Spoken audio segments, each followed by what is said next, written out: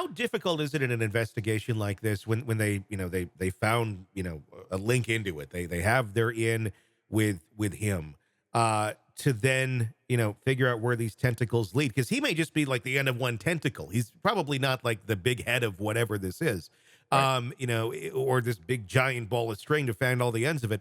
I mean, how difficult is it then to infiltrate that and get into it? Do people like that? I mean, uh, if you're in that circle or ring or whatever, do the rest just disappear for a while? Do they go dark? Do they have any idea that they're connected with somebody like this?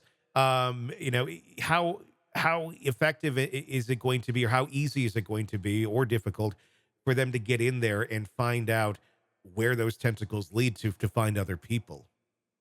They got a lot of tools, cyber tools available at the resource to do this. The dark web is they have dark web experts that are on cases like this, that are part of task forces like this, that Uh-huh. have the software to reverse the tentacles on this, Okay. to find these anonymous people.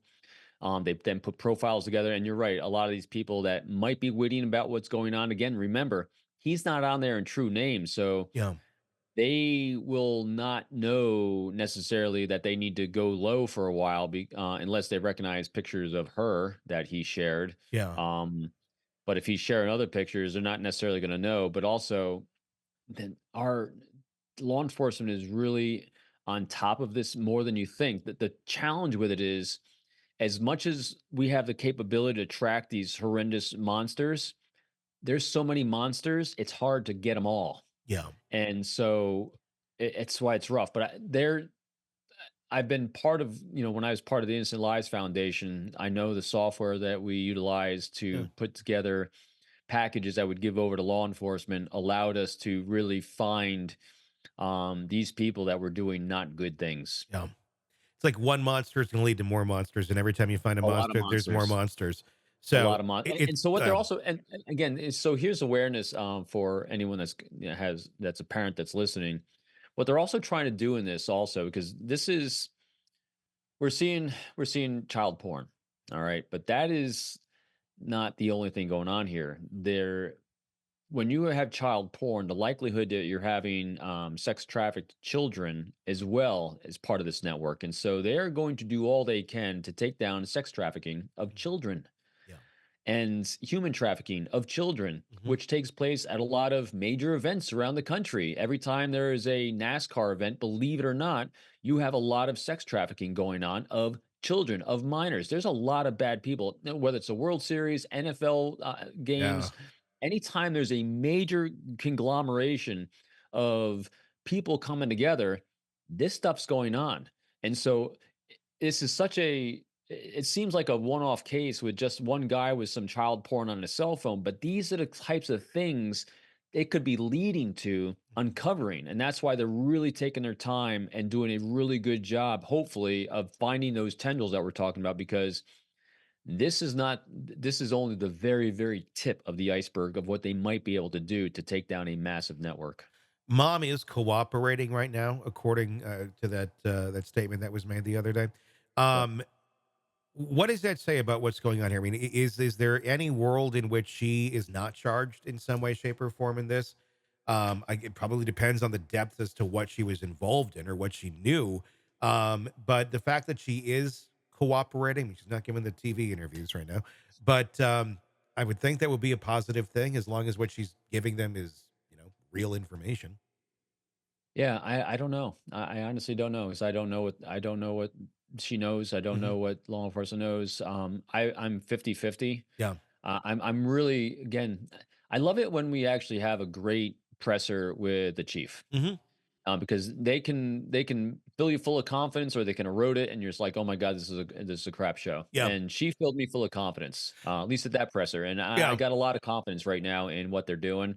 I like that we're not seeing more right now, Yeah. only because it's telling me they're doing a deep dive, and that's what we want to. And this is the kind of case you do want a slow deep dive. I'm glad they haven't charged him with murder yet, because they're going to get he's they won't even get to the murder charge by how long he's going to be put away in prison for the Yeah. crap he's got on that phone. True, true.